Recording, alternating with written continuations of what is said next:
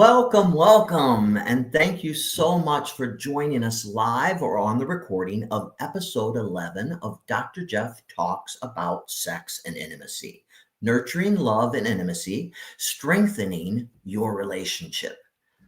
I am humbled and so honored that you have taken the time out of your busy life to join us and learn more about this topic. Don't forget, we are on your favorite social media. We have enough people who do that. What will happen is we will stream live rather than just the recording. So we thank you if you are a follower or willing to follow us on Facebook.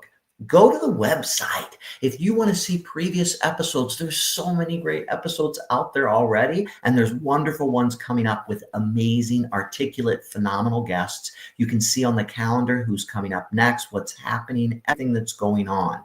Don't forget, you can listen to us in your car now on Spotify, on iRadio, whatever you like, iHeart, whatever your particular thing is you want to listen to podcasts on, we are there with you. So please do that as well. Please know this, that you are completely welcome. Whatever your sexual orientation, whatever your gender identity or your relationship style, this is a space where you are so welcome, and I hope you learn from all of our wonderful guests. So you are most welcome here. Now, the goal of the podcast, it's really simple. The goal of this podcast is simply to empower and enlighten you with the evidence-based information, accurate information you need to improve your sexual health and to deepen your loving relationships. Who doesn't want more of that? I certainly do. I know after 39 years, we all Sacramento area to be a part of the Urologics conference out here. And I did that on Saturday and Sunday. And I am still out here. And I went to this amazing place. And if we have my PowerPoint there, Vic, I have two pictures to share.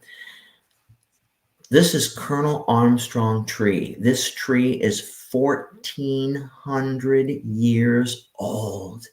What a humbling, miraculous thing to be in the presence. This is where I was today. And I wanted to share it with you because trees have wonderful lessons to teach us.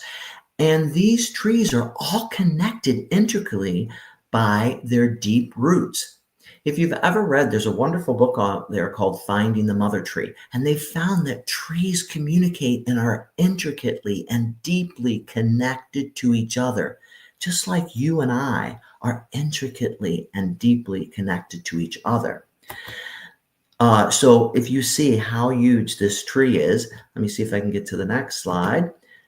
This is the root of another tree. So you can kind of get an idea of how massive these miraculous, beautiful, aged, wonderful trees, and they are rooted and connected together, just like you and I are rooted and connected together. So that's my pictures I wanted to share. But going back to our topic this evening, what I would like to do is right now, if you have that special somebody in your life, cuddle up with them and listen to this episode together. If you don't, get that picture in your mind and heart of that person that you love, because relationships are one of the greatest sources of love, connection, and joy. But guess what, people? They don't flourish on their own. They require care, attention, and intention to truly thrive. In the midst of our busy, crazy schedules and daily stress and life's inevitable challenges, intimacy can easily take a back seat. But keeping love alive isn't about grand gestures always. It's really about the small, everyday moments that build trust, that deepen understanding and strengthen your bond with your loved one. Back on soon as his internet clears up. But I'm going to bring in Dr. Christian Jordal here so that we can keep going along with the show here. All righty, let me just see here. All right, welcome to the show. Thank you so much, Vic. I really appreciate it. And I know Dr. Jeff will be back any moment, but it's great to be here. Yeah, there's sometimes when you're trying to do these remotes, you always have to deal with what the internet's like. Absolutely. I don't have your introduction in front of me, so I'm going to let you do your own introduction if you don't mind.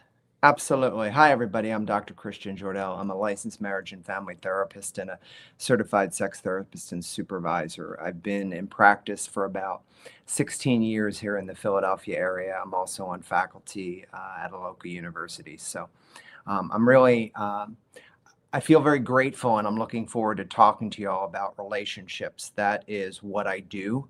I work extensively with individuals who are looking for relationships, in relationships, thinking about getting out of relationships.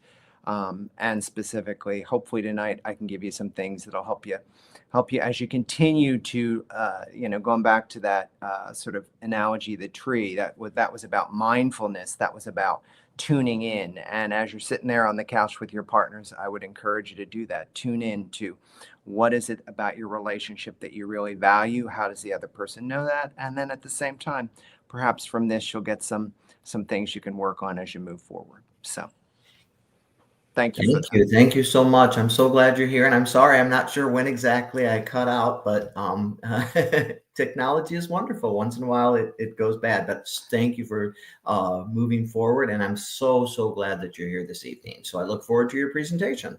Thanks again, Dr. Jeff. And so my presentation tonight is what are the challenges and strategies that, when you think about your relationship, my relationship, what are the challenges we all face in deepening the love and the intimacy in our relationships, in fostering that stronger connection, that lasting connection with our partners? And what are some strategies, hopefully at the end of the night, you can take from our conversation, notably after the presentation? So when I think about my experience and you look at research, and ask yourself your own relationship, people who've had long-term relationships. Generally, they feel loved, and they feel loved because they feel appreciated and a sense of kindness, from their partner. There is physical affection, there's laughter between the persons involved. They sort of try to really work to cultivate time together, even as there's lots of pressures around that. I think that they tend to try to tune in to their partners, to listen, and I think they have a sense of when it's really important to do that. And they also are emotionally vulnerable and open. And what I mean by that there is it's not just about being vulnerable about, sort of the sadness, hurt, disappointment. It's also about risking what it is that you're looking for, or I'm looking for in a relationship, and how specifically we put ourselves out there in our relationships, and sort of hopefully are received in that or heard in that. I also think that there's acts of service, there's acts of consideration that we do for our partners, and I think that there is an underlying respect to those acts. And I think that also it's not about the absence of conflict, it's about being disciplined with each other to address conflict consistently. So when you think about the challenges that people in relationships face, I think that there are myriad ones, especially when you look at sort of both individuals, couples in therapy, as well as the research. Frequently, there are issues of communication, challenges around communication. That gets into this idea of struggles with listening. There are challenges with trust. There can be a lot of jealousy. I also think that relationships don't exist in a vacuum. They're not static. They change over time. People's lives change. And so individuals' goals and values can change for a variety of reasons, and that can impact sort of and challenge people in relationship. I think clearly as we all age, as we all navigate health issues with getting older, the idea of sex and intimacy certainly is something that changes over the course of relationships, and that can be a significant challenge. I think that finances, it's not just something in the literature. This came for me recently when I'm thinking about what's going on here in the United States socially, I think that for a lot of people, they're really struggling financially, and that's creating a lot of difficulties for couples and people in relationship. I think that obviously, as I said, balancing time, prioritizing things, whether it be work, kids, relationship, it can be a tall order. And especially when you navigate parenting, kids getting older, there can be differences in how to approach that. And there can also be extended family kinds of dynamics that really can impede and make things difficult and stressful for couples. And I also think there are life transitions that also impact and can make things challenging for couples as well. So, and I'm going to break these down as we go through tonight. So hopefully I'll give you some ideas for how it is that you can navigate these challenges. So when I think about the challenge of communication, in a benign way, it could be misunderstandings, but it also can be avoidance. It can be not expressing how you're feeling or what you're thinking clearly. And it can be avoidance of those difficult conversations. And I think what I would say to you is, as you think about that idea, we all have avoided some discussion with a loved one, with a partner at some point in our lives. I think that what you have to tune into is when you sort of get that gut feeling that basically this is important or we need to talk about this. And I would encourage you to try to find a time when it's just the two of you, the people in the relationship, and specifically trying to sort of slowly talk about the issue, recognizing that it could be a hot button issue, and trying to be really deliberate and mindful about how you do that. One of the things that I felt like was contextually, something to consider here is anyone who's a therapist will see this all the time. Families differ in what can be said, in the tone, literally the volume of what can be said, what's talked about, how to resolve conflict. We all individually and collectively learn that directly and indirectly through our families. And when we get into significant relationships, love relationships, we get this. There's not a manual here. We don't really think about that. But what we have to do as a challenge is navigate differences in what is talked about and how you talk about things. Now, when you think about sort of what does the research support helps when you're challenged with communication, again, sort of active listening. So, and reflection. So what that means is, if you're seeing a therapist, but you can practice this at home, it's like, okay, what did you hear your partner say? Reflecting back to each other what it is you heard them say. That is an interesting exercise because frequently we interpret what our partners are saying through our own lens, through our own thinking, through our own feelings. And really the goal is to try to recognize that, but more importantly, tune into exactly what they're trying to say and reflect back to them what you hear so that they can correct you or I if we're not hearing them correctly. I think that the other thing I would say too is that there's a lot of research that supports that criticism, sort of a critical language, critical statements can be incredibly destructive to specifically people in relationship. And so I think that trying to stop that as much as possible, I think that trying to tune into many people do things like they're exercising, they're doing yoga, they're doing mindfulness, they're taking hikes, whatever it is, they're doing things that are self-care oriented. And I do think that as part of that process, it helps us to regulate ourselves emotionally. And I think that recognizing that in conflict, when we are in a heightened state of emotion, it's going to be really hard to do that. So walk away, and before you do that, talk with your partner about how to handle when you get kicked up in that negative cycle.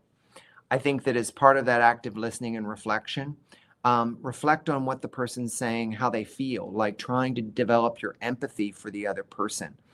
And also letting them know how you're feeling, letting them know what you can relate to in their experience emotionally. That supports sort of trying to sort of get through the challenge around communication.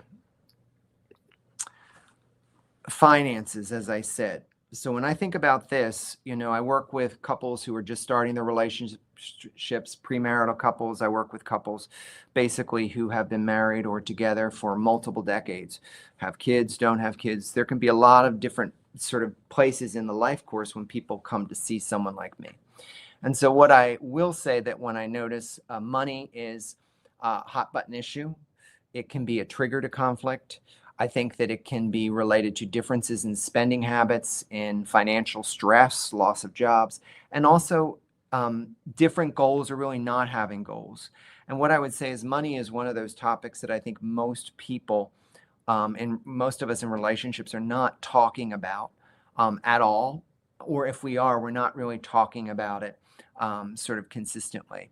And I think that one of the things that's interesting is if you look at the research around this, couples who keep financial secrets from one another, that's correlated, it's related to when, relational satisfaction. So it's more likely that a person who might be keeping secrets around money from their partner is going to also endorse not really feeling good in the relationship, as good as they could. And so when you think about how do you address some of the challenges around sort of finances, talking about it, getting a sense of how it is that your partner spends money, how does money stress them out? I think there's certainly a lot of resources, sort of online, book resources, as well as experts who basically can assist us with, getting financially educating ourselves. And I also think that it's one of those conversations where it's ongoing and you have to be transparent, and just recognize that it is a hot topic kind of issue. Specifically, another issue that I think many couples face is balancing time and priorities. I think that the most common example is generally any couple or any people in relationship I'm working with who have children. Generally, it's your couple needs get squeezed out. It's all about the family, and that generally is from birth until at least 18, 20 years old. What I also go to now is that most of us are working pretty extensively. People are carrying multiple jobs to make ends meet. In that context, there is very little time for self-care, for individual, interest activities, let alone couple activities. And another thing that I get into here, because it gets into sort of this idea of how to sort of work with this challenge, is I think many times people struggle with we're all on our phones.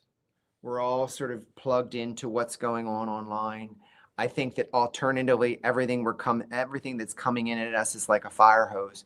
And I think it creates a context where we sort of frequently are not quite as tuned into ourselves as we perhaps could be, as mindful of ourselves. And I think oftentimes we're not paying attention. And I think that frequently I'm working with couples where I'll notice one partner may be struggling with attention deficit, maybe struggling with being able to be present due to anxiety. And that can impact sort of this idea of how to balance time and set priorities. And I think that, obviously sort of trying to sort of create a schedule, set some personal and professional boundaries if you're able to, so that you can manage your time differently. And in addition to that, trying to sort of dedicate time, ideally, I think weekly, but sometimes it's not possible, but monthly, but trying to really create some solid time to spend together as a couple. And I think that doesn't have to be date night. I think date night can be a lot of pressure. It can be, okay, we're going to watch sort of something streaming and no kids in the room. It's just us, sort of in the bedroom, something that you're doing together, and trying to be very present to that. I think that parenting and family dynamics are another issue that can present challenges for couples. I think that couples frequently vary in how to parent. This comes back from how are we parented. And I frequently think that we don't necessarily know that until we have kids. And then all of a sudden we're like, okay, sort of, I guess this is what I think, or this is how I remember being parented. And I think that this is an important thing to do here. It also speaks frequently to values. But I also think that what happens with sort of this is that it leads to more decreased time for the couple, quality time, particularly because there's so many competing needs. And I think that sort of drift that happens in the context of the couple relationship leads to decreased sex, decreased affection, decreased sort of intimacy, emotional intimacy, but also physical. And I think that one of the things I notice here is that frequently parenting comes along gender roles. And so I think that recognizing that sort of as you think about how do you sort of approach, sort of this challenge, I think it's trying to rethink who's doing what. I think that it's trying to really be supportive and affirming and strengths-based, recognizing what do you both, what does the other person do well? How do you have their back in parenting situations and in family situations? Because the other thing to think about here is that you can have families where sometimes couples are sandwiched. They're taking care of parents who are older and they're taking care of their kids. And so that even pulls on their time further. And so I think there, to me, I think that it's really important that you try to assess what does each person bring to the table as a parent, as a partner, how are you working together? And I also think that there's a lot of, and it goes back to Dr. Jeff's example with the Sacramento park today. It's like opportunities doesn't have to be that big. It can be something where like you're taking 5 minutes in your car before you go into work. You're listening to, a particular, the Calm app or something like that. Mindfulness-based stress reduction strategies for each partner in the context of their lives so that they can basically be sort of more present to themselves and hopefully their partner. I think that another thing that happens, as I said, couples relationships are not static. They change over time. And so to me, I think that we may, when we first get in relationship, talk to our partner about, okay, what do you want in your life? Sort of, but sometimes you or I are so caught up in that feeling of that sort of chemical reaction, that sense of love, that sense of lust for the other person, that basically we're not necessarily sort of thinking fully about sort of things like, what are our goals, what are our values, what are our priorities. I do think that what I will say is that, sort of, I do see young people today are more tuned into that. And I also think they're more likely to talk about it in the context of a dating situation. But I also think at the same time, it's an ongoing conversation. Where are you at? What are you happy with in your life? What would you like to change? And how are you having those conversations regularly so that you can continue to assess how in alignment you are as a couple? And I think that the more often you are having those conversations, the more likely you're getting used to difference.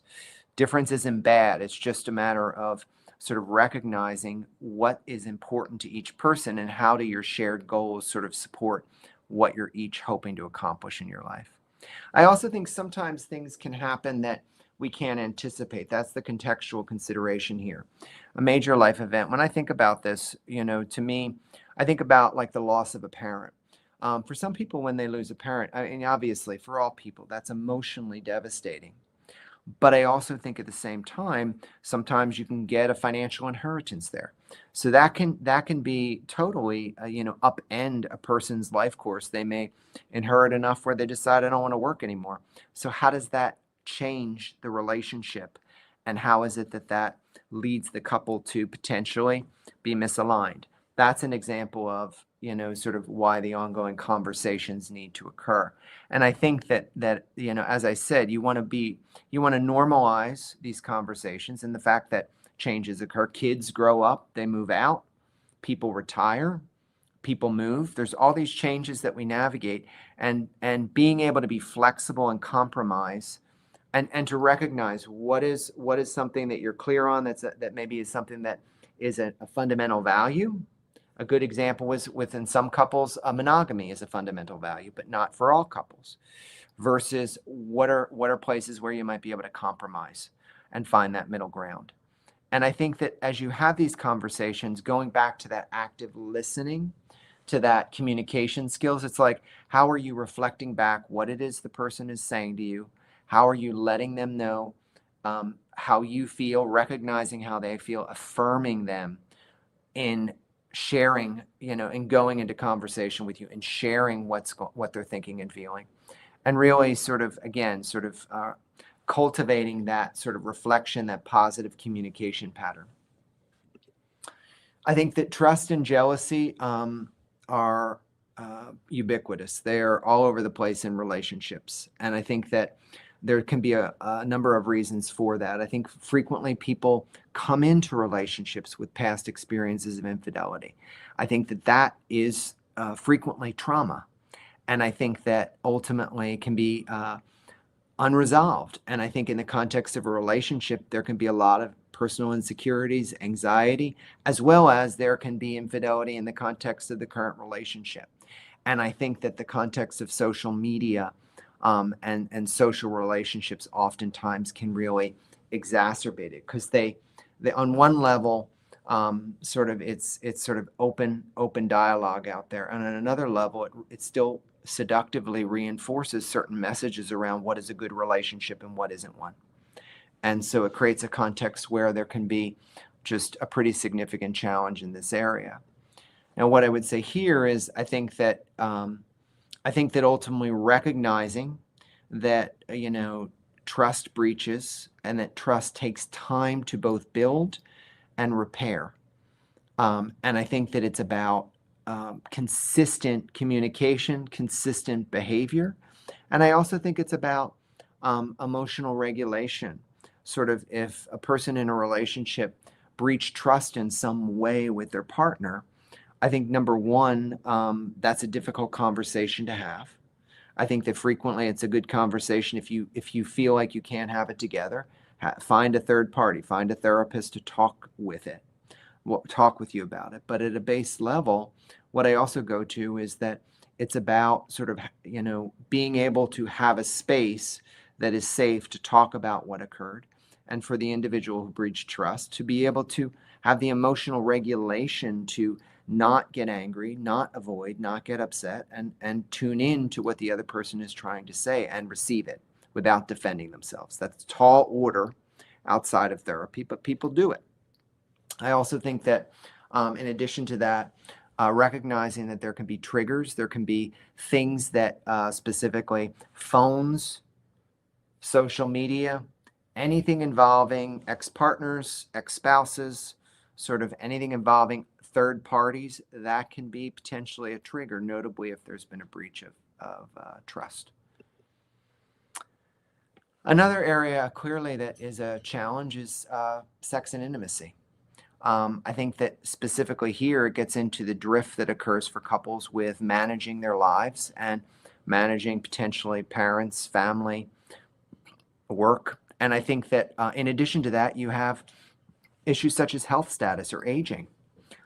Over time, research supports that type of sexual desire that you and I had at the beginning of our relationship declines over time. That doesn't mean that it goes away.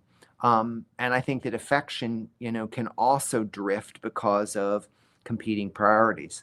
I think that you should approach, sort of when you think about the strategies, there are a number of different professional strategies when you're thinking about, how you can work on your sex life or work on physical intimacy. I will say that what I talk with clients about is looking at it like the gym. It's something that you have to work at. And in addition to that, talking with them about the differences between reactive desire and spontaneous desire. I might not feel horny, not feel spontaneously turned on, but in response to sexual initiation or affection, I might feel reactively turned on. And that counts. I would also say, too, there's a lot of research-informed approaches to working with couples around sort of differences in sexual desire.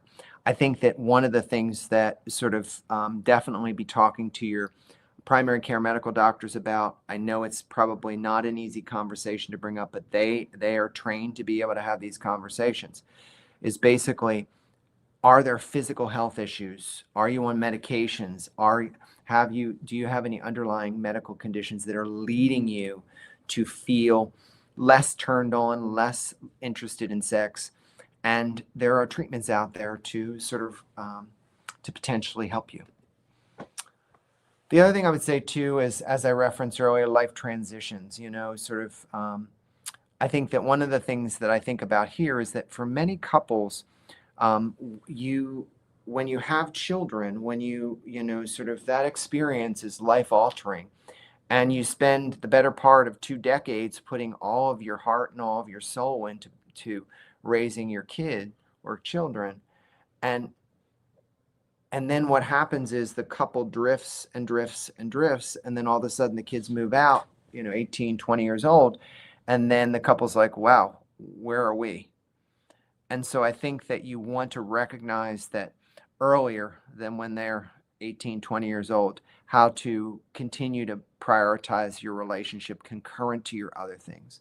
I also think that there can be unanticipated changes like moving, jobs, as I said, parental loss. There's things that can occur that challenge couples.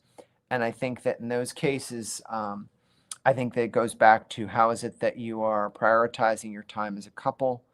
How do you have stress management in both of you or all persons involved? Doing things that are mindful based, that are managing their stress.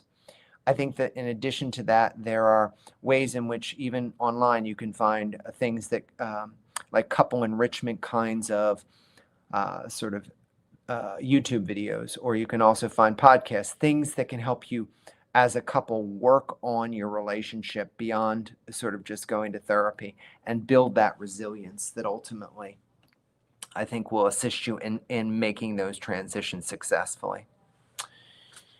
I guess I want to just thank you. I really appreciate the opportunity to sort of present to you today, and my contact information is available if you ever want to reach out. Thank you so much. Awesome. Thank you. There was so much great stuff packed in there, so I really appreciate it. I was thinking a little bit about, especially, like I know you too, when I'm working with the couples on this new way of communicating, especially like using reflection and really helping them learn how to be a better listener. Because what happens often is they're so busy creating their defense and thinking about their hurt and things, they're not feeling and tuning into their partner's hurt. And so they miss it basically. And the point of the reflection is to be able to do 2 things really, is to validate what you say really matters to me. What you say, it matters a lot. And so I'm reflecting back to you that I'm really listening and trying to get it. And I want to make sure that I have accurate information and I hear the message that you're trying to send me, right? But it feels kind of weird when couples first start with it, right? They're used to communicating a really particular way. And I'll tell them, I get it, but the way you're communicating is not working. That's why we're here. And this is a research-based way to communicate using this reflection, which feels a little weird. I heard you say, and I understand that you were upset with blah, blah, blah, but it really does work quite well, don't you think? I do, and I think that that's a great point. What I go to is usually when I think about that idea, if it's new, it feels strange, then it's about, okay, so tell me something that you've done in the past week or the past month that's been new for you. Like, I think that most of us can identify something that we've changed in our lives. Doesn't have to be significant, but specifically we can recognize something or an experience where we've been open to change. And to your point, the weirdness is this is different. This doesn't completely compute. I don't know how I feel emotionally, but if they can hang in there and stay in that place, I think that they can sort of foster some of those skills that we're trying to sort of reinforce so that they feel that communication is more effective or more, they feel more heard. Mm-hmm. I think too, what happens is oftentimes they're caught in their own turmoil and stuff. And it's like, I always tell them, when you feel this way, when you're frustrated and you're really upset, you desperately want your partner to understand where you're coming from.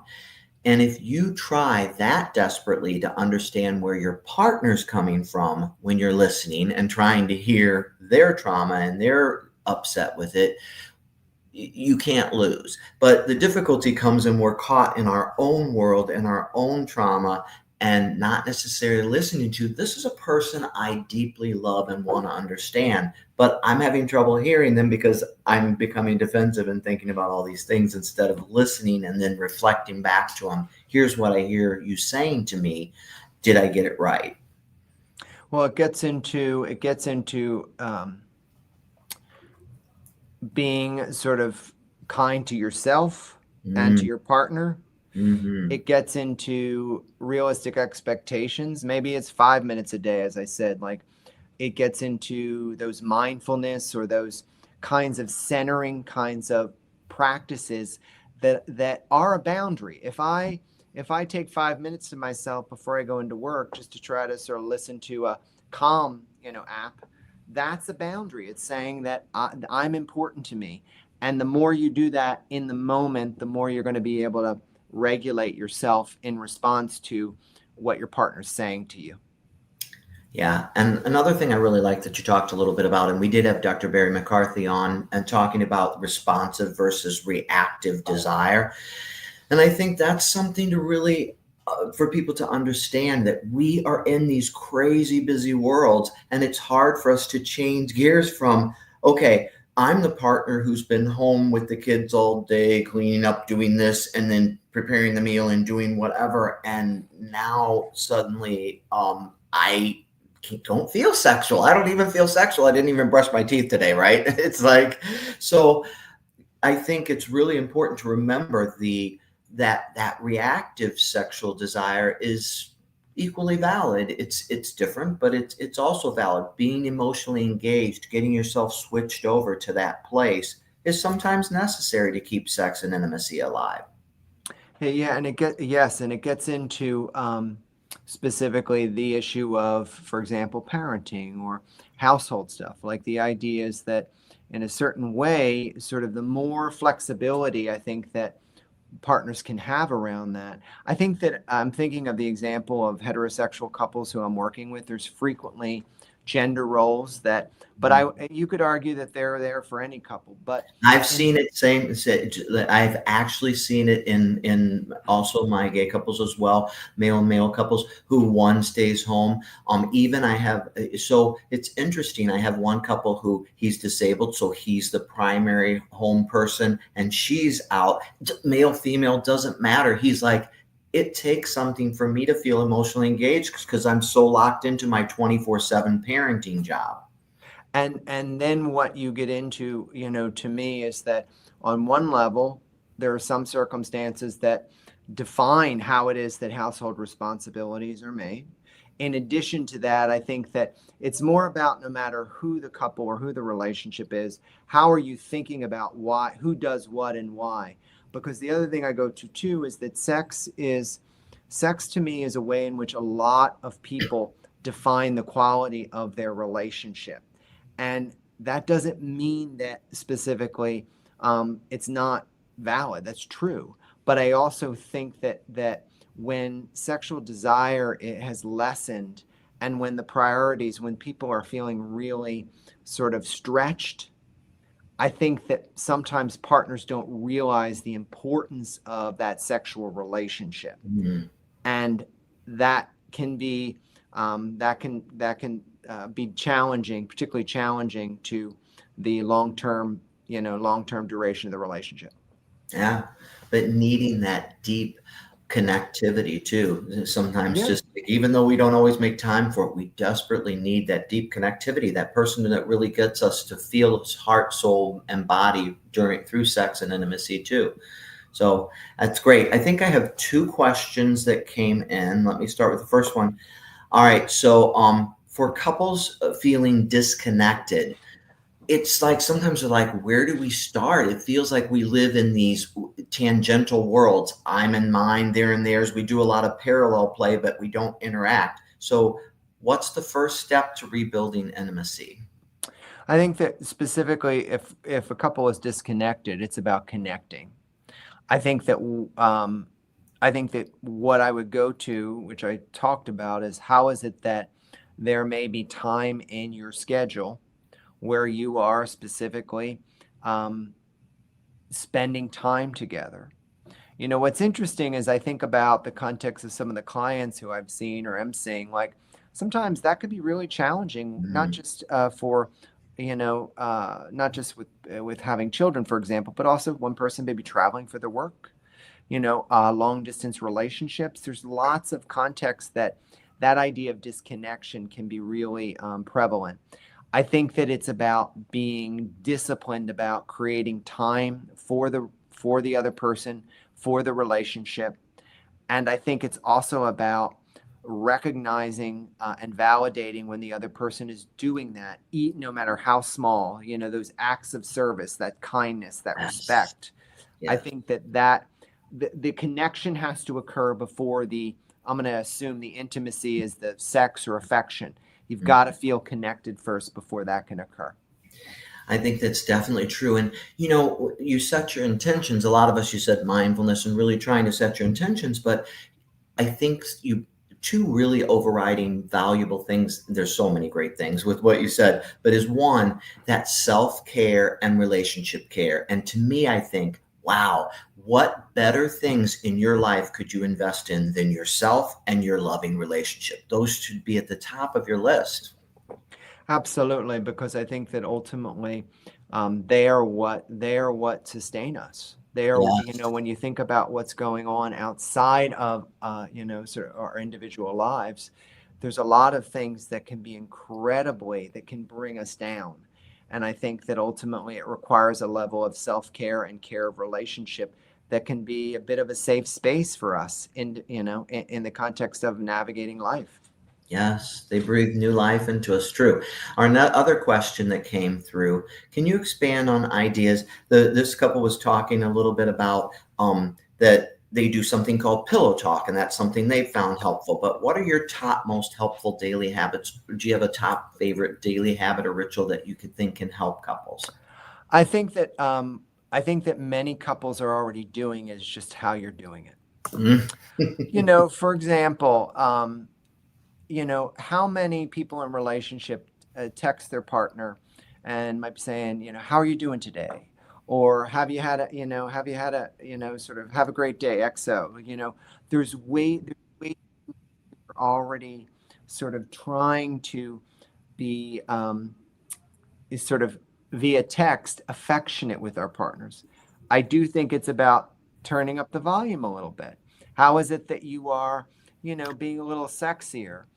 How is it that you are potentially revealing a little bit? Like I'm thinking about sort of, sort of getting into a little bit of sexting with them a little bit in the context of the day to day. There's ways in which we are trying to ultimately connect with our partners already, and it's about recognizing those and trying to amp them up a little bit. Yeah, so it's those small things and doing those small things with great love and mindfulness, what we put into each of those things. Yeah, I think that's really valuable. I think that's awesome. And I just think it's great. Thank you so much for so many good ideas. I think a lot of people have gained a lot from it. And I really, really am so happy you were able to join us and share your expertise. You have a lot of experience with couples and as a sex therapist, so it's great information. We're going to do a little centering exercise to bring people back to where they were because it's been a lot of information. So I want to talk them through that a little bit. So we're going to take a moment. I want you to settle into a comfortable position, or I want you to comfortably embrace your partner. If you'd like either of those things, get in a comfortable position. If you are able and comfortable, gently close your eyes. Let's become present with ourselves. Now take slow, deep breaths in, counting to 4. 1, 2, 3, 4. Exhale for 4 counts fully. 1, 2, 3, 4. Continue that pattern of inhaling for 4 and exhaling for 4. And as you exhale and relax, release any tension. Let your shoulders drop. Let your jaw soften. Let go of any tightness you feel wherever you feel it in your body that no longer serves you. Now I want you to bring to mind someone that you love, maybe a partner, a close friend, or even yourself. Imagine sending them warmth, kindness, and gratitude. Feel that love radiating from your heart, filling you up. Let love take over. As you take another breath in and slowly exhale, remind yourself, I come from love. Love is my source. I am love. I bring love into everything that I do. When you're ready, gently open your eyes and carry this intention forward with you as you move forward. A lot of great information today. I'm so pleased you joined us. Vic, can you tell us what's up next week with our next episode of Dr. Jeff Talks About Sex and Intimacy? Society often equates sex with intercourse, but true intimacy goes far beyond penetration. In this thought-provoking episode, Dr. Jeff is joined by renowned sexual health expert Dr. Susan Kellogg-Spade to challenge traditional views on sex. Together, they explore the possibilities and pleasures of non-penetrative sexual experiences. They offer insights and practical tips for effective ways of pleasuring each other, deepening connection and satisfaction in your intimate life. Join us March 25th to learn more. So I really appreciate everybody being here. Just like if you're looking for Armstrong's Wood, it's actually in Guerneville in the Russian River. And in a place like that, it's easy to remember how miraculous you are as a being, how miraculous the world around you is, and how incredibly interconnected each and every one of us are. Dr. Jordal, thank you so much for joining me and sharing your expertise. It was awesome. I really appreciate you sharing with our audience, and I thank you, audience members, for being here as well. Anything else from you, Dr. Jordal, before we... Thank you so much, and your audience. I greatly appreciate it. Thanks a lot. And thank you for being here. This is not possible without you, and I hope you learned something new today, and I hope you realize how amazing and miraculous and valuable you are, as well as your partner. Love more.